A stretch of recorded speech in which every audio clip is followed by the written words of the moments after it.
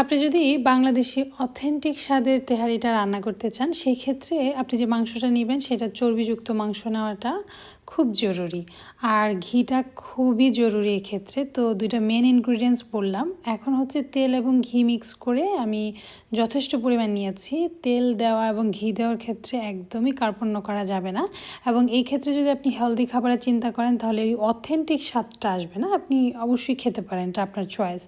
তো আমি অল্প সময় দেখা যায় মাসে একবার রান্না করব, কিন্তু আমি যখন রান্না করি এটাকে আমি ওইভাবেই রান্না করি। আমি অথেন্টিক টেস্টটা আনার চেষ্টা করি। যাই হোক, যথেষ্ট পরিমাণ পেঁয়াজ দিয়েছি এবং আদা এবং রসুন বাটা। আদা রসুন বাটার মধ্যে আদা বাটাটা বেশি যাবে, রসুন বাটাটা তুলনামূলক কম। এখন আপনি কতটুকু পরিমাণে রান্না করছেন তার উপর নির্ভর করেই আপনি সেটা দিবেন। যেহেতু এই রান্নাটা আদা রসুন নির্ভরই, ধনিয়া জিরা এই ধরনের কোনো মশলা যাবে না, সো এটাতে আদা রসুনটা যথেষ্ট পরিমাণে দিতে হবে। তো এই ক্ষেত্রে কথা হচ্ছে আপনি এলাচ, দারচিনি, জায়ফল, জয়ত্রীকে গুঁড়া করে এই গুঁড়াটা ব্যবহার করবেন এবং এইটাই একমাত্র মশলা এখানে।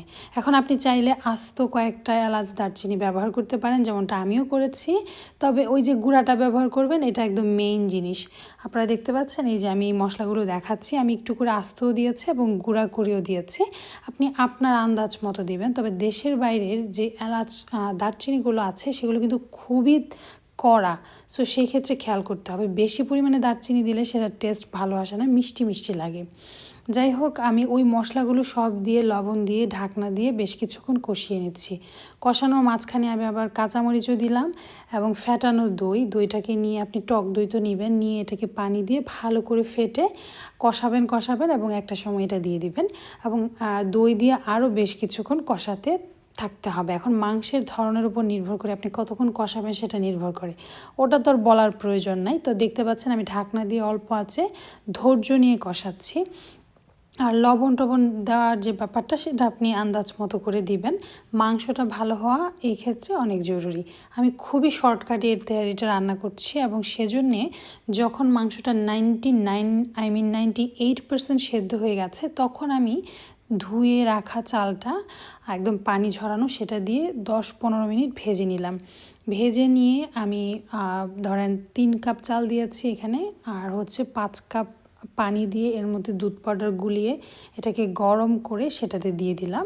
যখন চাল মাংস একদম এরকম লেভেল হয়ে যাবে পানির সাথে, তখন এর মধ্যে ঢাকনা দিয়ে চুলার আঁচ কমিয়ে 20 মিনিট ঢেকে রাখবো। এবং এর আগে আমি এর মধ্যে একটু গোলাপ জল দিয়েছি, কেওড়া জল দিয়েছি, একদম অল্প পরিমাণে দিয়েছি, আরও কিছু কাঁচামরিচ দিয়েছি, ঘি এবং এইভাবে ভালো করে মিক্স করে ঢেকে রেখেছি 20 মিনিট। এত ভালো একটা ফ্লেভার আসবে। জাস্ট এই কয়েকটা মশলা দিয়ে আপনারা রান্না করে দেখবেন, আপনাদের রান্না অবশ্যই ভালো হবে। সেক্ষেত্রে মাংসটা ভালো চুজ করতে হবে, ঘিয়ের পরিমাণ যথেষ্ট দিতে হবে, সেদ্ধ হোক মানে রাইসটা ভালোভাবে সেদ্ধ হওয়ার দিকে খেয়াল রাখতে হবে। কষানোর সময় তাড়াহুড়া করা যাবে না, তাইলে দেখবেন চমৎকার স্বাদের তেহারি হবে। এই রান্নাটা আমি করলে আমার বাসায় প্রত্যেকে খুব পছন্দ করে। এই সিদ্ধ পুলি টুলি, আমার শীত আসলে আমার পিঠা টিঠা খেতে খুব ইচ্ছা করে। পিঠাগুলো আমার মেয়ে প্রত্যেকটা একটা একটা করে একটু একটু করে ভেঙে ভেঙে দেখলেও তার কোনটা ভালো লাগে সে চুজ করতে চায়।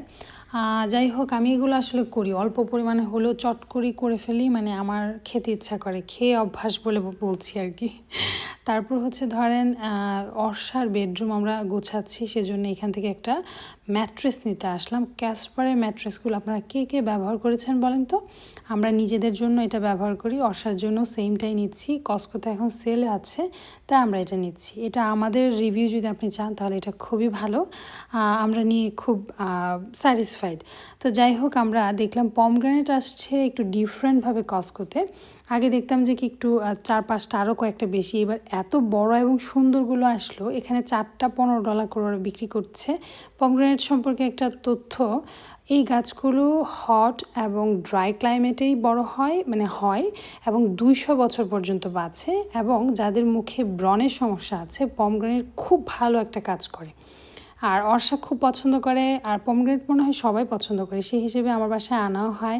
এই ভাঙাভুঙি জিনিসটা আসলে একটু কঠিন, কিন্তু খেতে খুব ভালো লাগে। এখন আমি আমার মেয়ের জন্য ধৈর্য নিয়ে এটা ভাঙবো।